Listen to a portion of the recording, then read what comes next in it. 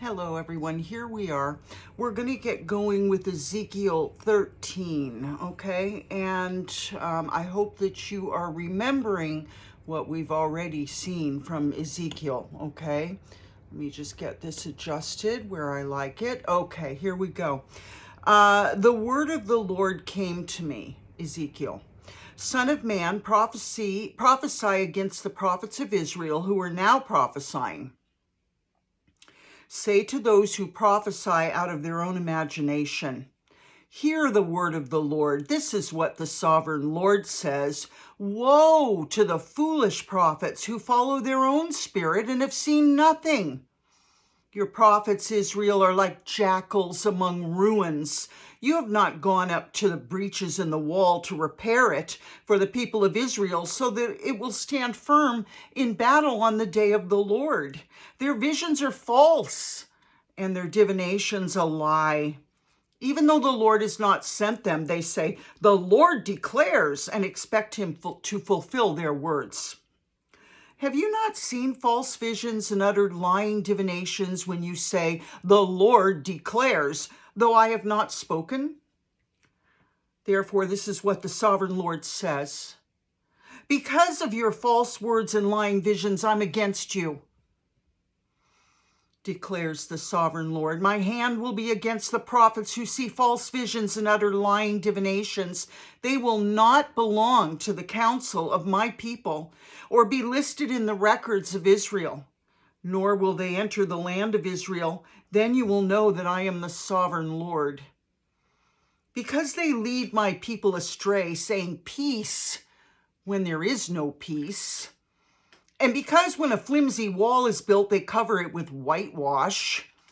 Therefore, tell those who cover it with whitewash that it's going to fall. Rain will come in torrents, and I'll send hailstones hurtling down, and violent winds will burst forth. When the wall collapses, will people not ask you, where's the whitewash you covered it with? Therefore, this is what the sovereign Lord says. In my wrath, I'll unleash a violent wind, and in my anger, hailstones and torrents of rain will fall with destructive fury.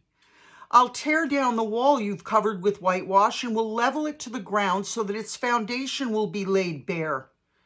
When it falls, you'll be destroyed in it, and you'll know that I'm the Lord. So I'll pour out my wrath against the wall and against those who covered it with whitewash.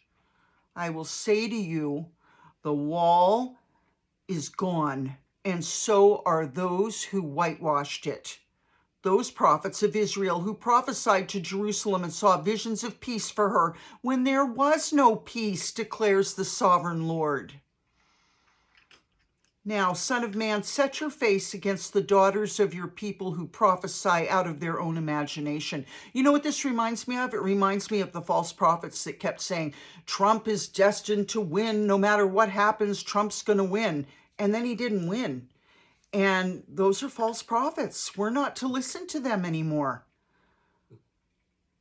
You know, they were saying basically peace, peace when destruction came roaring in with Biden and Harris. Prophesy against them and say, this is what the sovereign Lord says. Woe to the women who sew magic charms and all their wrists and on all their wrists and make veils of various lengths for their heads in order to ensnare people. Will you ensnare the lives of my people but preserve your own? Now, this brings up something really good. Will you ensnare the lives of my people but preserve your own? You know, I just saw a post by a dear friend of mine, and she said very proudly, I voted and I voted no, meaning the recall on Gavin Newsom in California. Now, a whole bunch of people agreed with her, okay? Now, about 500,000 people or more have moved out of California just in the last year because something is so terribly wrong there. And we've all seen the filth that's lining the streets of San Francisco and Los Angeles. We've all seen the filth that our poor people are living in, okay? We've seen the needles in San Francisco. We've seen the disgusting way that California is taken care of, okay? And the people that I'm talking about live in San Francisco, one of the most disgusting places on earth at this point, okay? And all I could say was, are you not looking around? And what I see, and I'm going to tell you this, they don't give a darn about their suffering brothers and sisters on the street. They're very involved with their lives. They're going through this whole thing that we're in like nothing's wrong, and they're continuing their little tiny lives. They're not looking right or left because the way they think is that if their lives are okay, that's all that matters. And so therefore, they voted to keep handsome Gavin Newsom in there when he is directly responsible for how California is today. Directly, he's one of the leaders.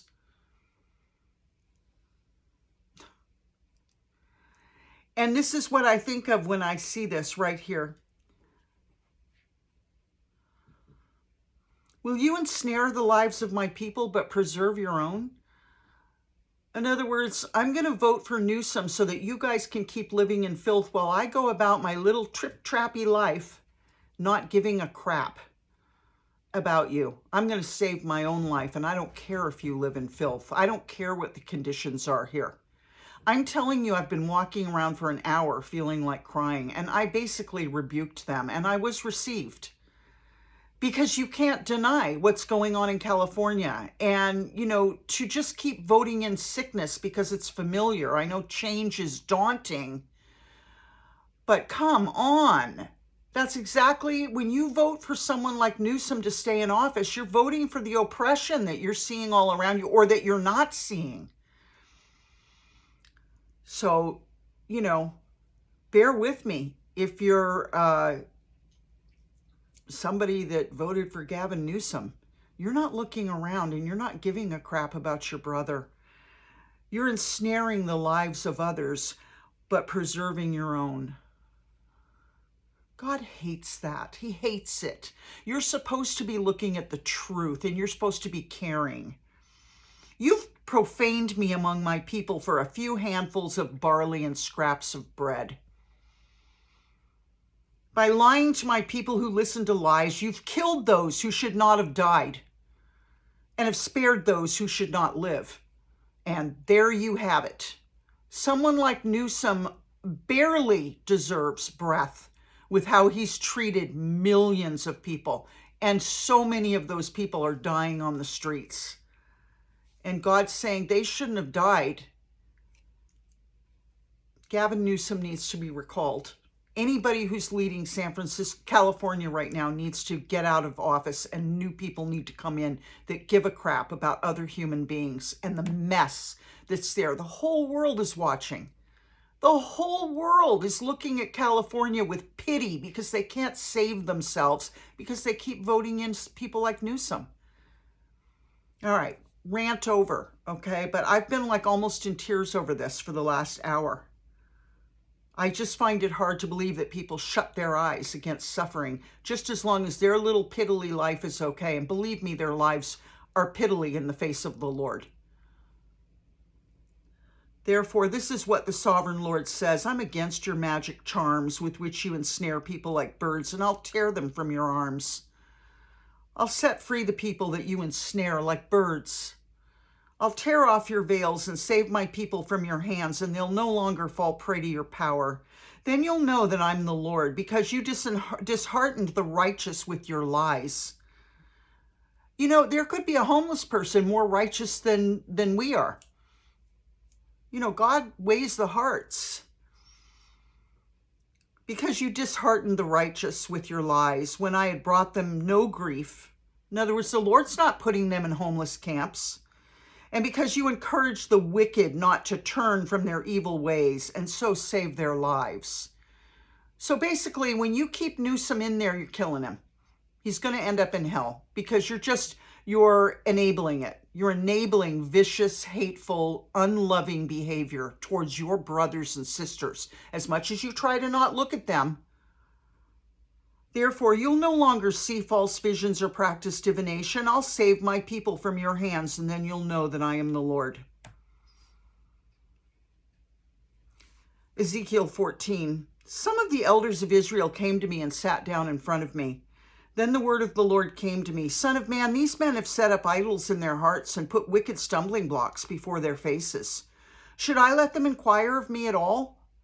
Therefore speak to them and tell them, this is what the sovereign Lord says. When any of the Israelites set up idols in their hearts and put a wicked stumbling block before their faces and then go to a prophet, the Lord will answer them myself in keeping with their great idolatry. I, the Lord, will answer them myself in keeping with their, great idolatry. I'll do this to recapture the hearts of the people of Israel who have all deserted me for their idols. Therefore, say to the people of Israel, this is what the sovereign Lord says. Repent. Turn from your idols, renounce all your detestable practices. When any of the Israelites or any foreigner residing in Israel separate themselves from me and set up idols in their hearts and put a wicked stumbling block before their faces and then go to a prophet to inquire of me, I, the Lord, will answer them myself. I'll set my face against them and make them an example and a byword. I'll remove them from my people. Then you'll know that I am the Lord. And if the prophet is enticed to utter a prophecy, I, the Lord, have enticed that prophet, and I'll stretch out my hand against him and destroy him from among my people Israel. They will bear their guilt. The prophet will be as guilty as the one who consults him.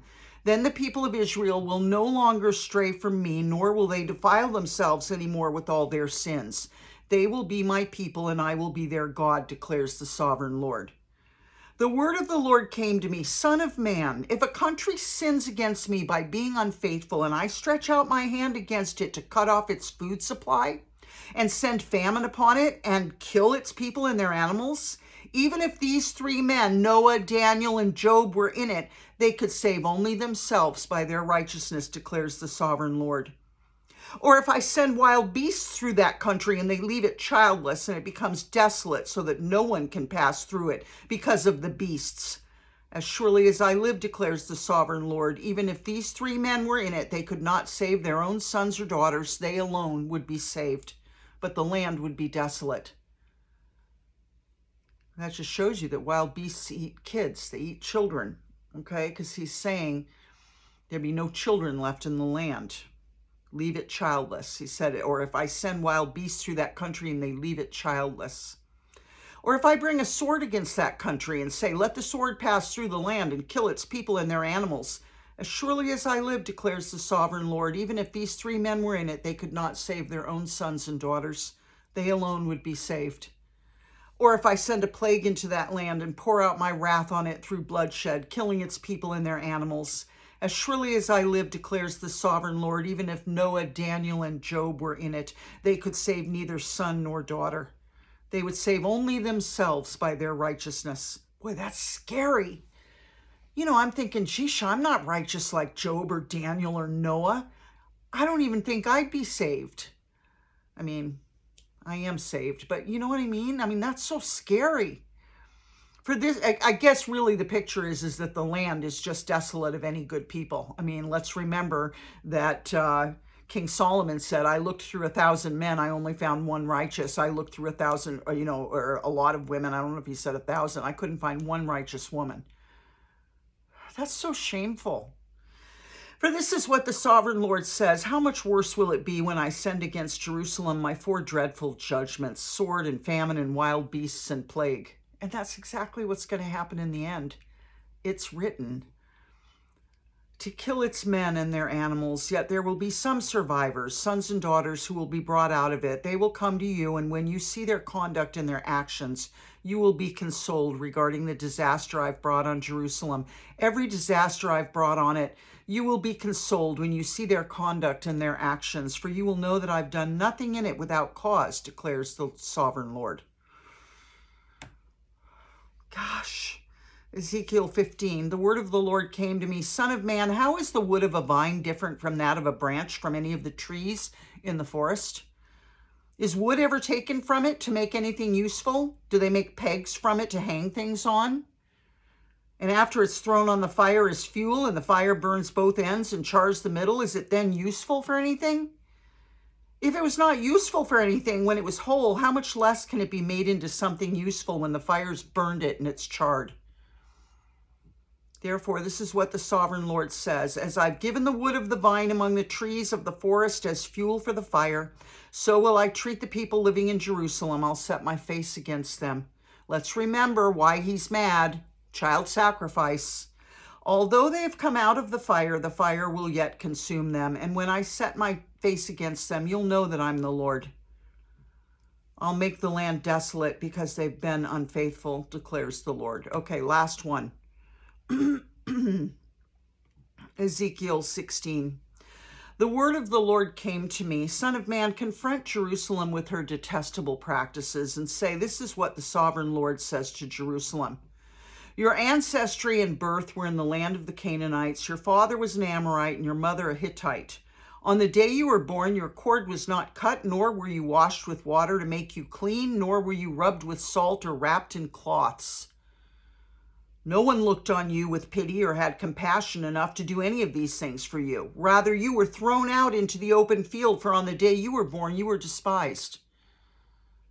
Then I passed by and saw you kicking about in your blood, and as you lay there in your blood, I said to you, live!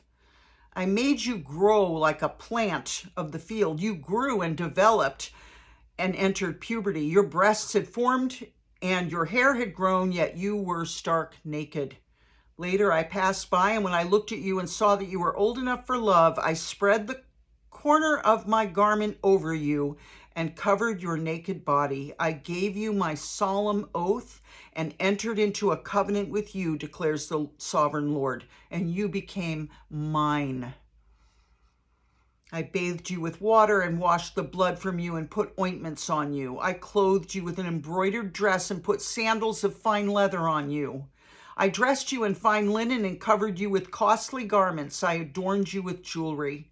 I put bracelets on your arms and a necklace around your neck. And I put a ring on your nose, earrings on your ears, and a beautiful crown on your head. So you were adorned with gold and silver. Your clothes were fine linen and costly fabric and embroidered cloth. Your food was honey, olive oil, and the finest flour. You became very beautiful and rose to be a queen. And your fame spread among the nations on account of your beauty, because the splendor I'd given you made your beauty perfect, declares the sovereign Lord. But you trusted in your beauty and used your fame to become a prostitute. You lavished your favors on anyone who passed by, and your beauty became his. Now, this is the Lord speaking to Israel, okay? You took some of your garments to make gaudy high places where you carried on your prostitution. You went to him, and he possessed your beauty. You also took the fine jewelry I gave you, the jewelry made of my gold and silver, and you made for yourself male idols and engaged in prostitution with them. I can only imagine what that means. And you took your embroidered clothes to put on them, and you offered my oil and incense before them. Also, the food I provided for you, the flour, olive oil, and honey I gave you to eat, you offered as fragrant incense before them. This is what happened, declares the sovereign Lord. And you took your sons and daughters whom you bore to me and sacrificed them as food to the idols. Was your prostitution not enough? You slaughtered my children and sacrificed them to idols. In all your detestable practices and your prostitution, you did not remember the days of your youth when you were naked and bare, kicking about in your blood. Woe, woe to you, declares the sovereign Lord. In addition to all your other wickedness, you built a mound for yourself and made a lofty shrine in every public square. At every street corner, you built your lofty shrines and degraded your beauty, spreading your legs with increasing promiscuity to anyone who passed by. You engaged in prostitution with the Egyptians, your neighbors with large genitals, and aroused my anger with your increasing promiscuity. So I stretched out my hand against you and reduced your territory. I gave you over to the greed of your enemies, the daughters of the Philistines, and who were shocked by your lewd conduct. You engaged in prostitution with the Assyrians too, because you were insatiable, and even after that, you still were not satisfied. Then you increased your promiscuity to include Babylonia, a land of merchants. But even with this, you were not satisfied. I'm filled with fury against you, declares the sovereign Lord. Now let's imagine how angry we are when someone we love with all of our hearts cheats on us. That's a fiery anger.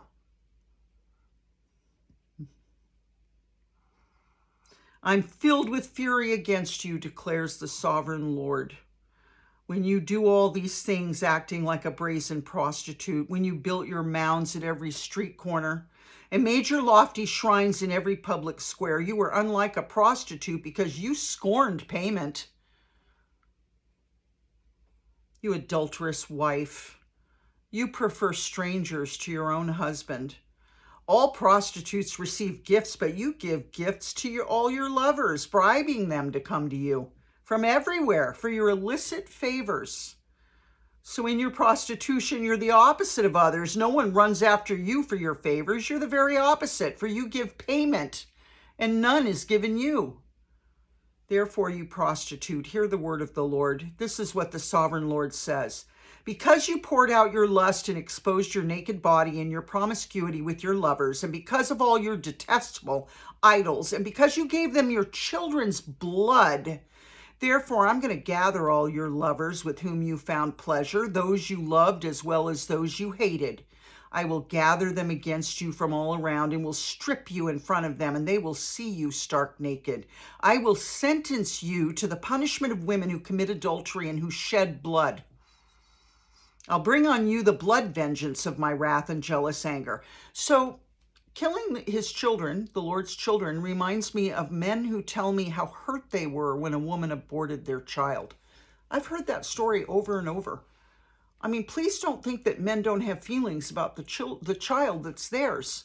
So many men have told me their heart broke when their woman aborted their child that was made from their seed.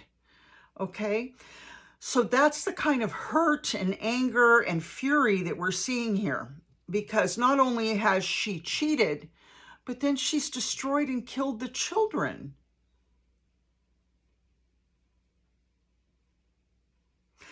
I will sentence you to the punishment of women who commit adultery and who shed blood. I will bring on you the blood vengeance of my wrath and jealous anger. Then I will deliver you into the hands of your lovers, and they'll tear down your mounds and destroy your lofty shrines. They'll strip you of your clothes, take your fine jewelry, and leave you stark naked. They will bring a mob against you who will stone you and hack you to pieces with their swords. They'll burn down your houses and inflict punishment on you in the sight of many women. I will put a stop to your prostitution, and you will no longer pay your lovers. Then my wrath against you will subside, and my jealous anger will turn away from you. I will be calm and no longer angry. Because you didn't remember the days of your youth, but enraged me with all these things, I will surely bring down on your head what you have done, declares the sovereign Lord. Did you not add lewdness to all of your other detestable practices? And I believe there was lewdness. Everyone who quotes Proverbs will quote this proverb about you. Like mother, like daughter. You are a true daughter of your mother who despised her husband and her children, and you are a true sister of your sisters who despised their husbands and their children. Your mother was a Hittite, your father an Amorite. Your older sister was Samaria, who lived in the north of you with her daughters, and your younger sister who lived to the south of you with her daughters was Sodom. You not only followed their ways and copied their detestable practices, but in all your ways you soon became more depraved than they. As surely as I live, declares the sovereign Lord, your sister Sodom and her daughters never did what you and your daughters have done. God, that's scary. Now, this was the sin of your sister Sodom. She and her daughters were arrogant, overfed, and unconcerned. I'm going to look back at that Newsom thing and people who are voting to keep that charlatan in office who is killing people, some of them righteous. She and her daughters were arrogant, overfed, and unconcerned. They didn't help the poor and needy. The way to help the poor and needy in California was to get that creep out of office. They were haughty and did detestable things before me. Therefore, I did away with them, as you've seen. Samaria did not commit half the sins you did. You've done more detestable things than they and have made your sisters seem righteous by all these things you've done. You know, I'm thinking if they were making idols and literally making love to the idols, do you know how offensive and disgusting that would be to the Lord? Not only are they idolaters, but they're making love to their idols. And that's kind of what I'm picking up here, is that it just got right down to the nitty with these people. You know, not only is it figurative, the whole picture the Lord's painting, but some of what he's saying is literal. And it's disgusting. The offense to the Lord. I mean, I don't know how he didn't just destroy humanity and just say, done with this. I don't know. See, this is why I'm not God, because I would have wadded them up, thrown them away, and said, hey, let's do something else. That's why I'm not God, because you wouldn't live in front of me. Thank God we have a God of mercy. Not only does he tell what he's going to do, but then he even tells about how he's going to calm down. Can you tell about how you're going to calm down when you're furious because someone's cheated on you? Can you say, I'm going to punish you, but then I'm going to be calm? No, it's just fury, fury, fury. I mean, this is a great God. He knows the whole thing from A to Z. You've done more detestable things than they and have made your sisters seem righteous by all the things you've done. Bear your disgrace, for you've furnished some justification for your sisters. Because your sins were more vile than theirs, they appear more righteous than you. So then be ashamed and bear your disgrace, for you've made your sisters appear righteous. However, I will restore the fortunes of Sodom and her daughters, and of Samaria and her daughters, and your fortunes along with them, so that you may bear your disgrace and be ashamed of all you've done in giving them comfort. And your sisters, Sodom with her daughters and Samaria with her daughters, will return to what they were before, and you and your daughters will return to what you were before. As you would not even mention your sister Sodom in the day of your pride, before your wickedness was uncovered. See, hypocrites always get exposed. They like to point the finger, but they always get exposed. Even so, you're now scorned by the daughters of Edom. Esau's line that does not like Jacob's line, Israel. Even so, you're now scorned by the daughters of Edom and all her neighbors, and the daughters of the Philistines, great enemies. All those around you who despise you, you'll bear the consequences of your lewdness and your detestable practices, declares the Lord. This is what the sovereign Lord says. I'll deal with you as you deserve, because you've despised my oath by breaking the covenant. Yet I'll remember the covenant I made with you in the days of your youth, and I'll establish an everlasting covenant with you. So there is more to come. Then you will remember your ways and be ashamed when you receive your sisters, both those who are older than you and those who are younger. I will give them to you as daughters, but not on the basis of my covenant with you. So I will establish my covenant with you, and you'll know that I'm the Lord. Then, when I make atonement for you for all you've done, you will remember and be ashamed and never again open your mouth because of your humiliation, declares the sovereign Lord. And that's the fate of all hypocrites. Everybody that points the finger and says, we're so righteous and you're so gross, those hypocrites will be exposed. I'm dealing with a severe hypocrite in my life right now, and it's very interesting. It was just revealed to me recently, and I'm just astounded.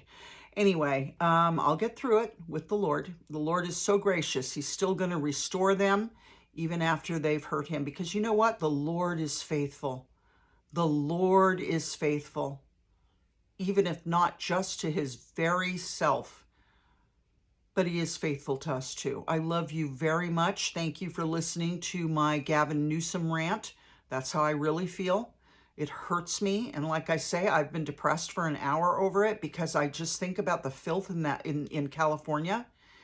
And I think about how I don't know how people can turn a blind eye. I don't know how they can, and how they cannot hold their leaders accountable. And sometimes I think you Californians, you don't know there's a better life out here.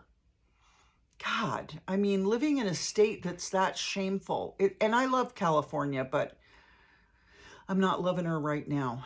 I do love you, though, and I'll see you tomorrow. We'll pick it up at Ezekiel 17. See you then. Good night.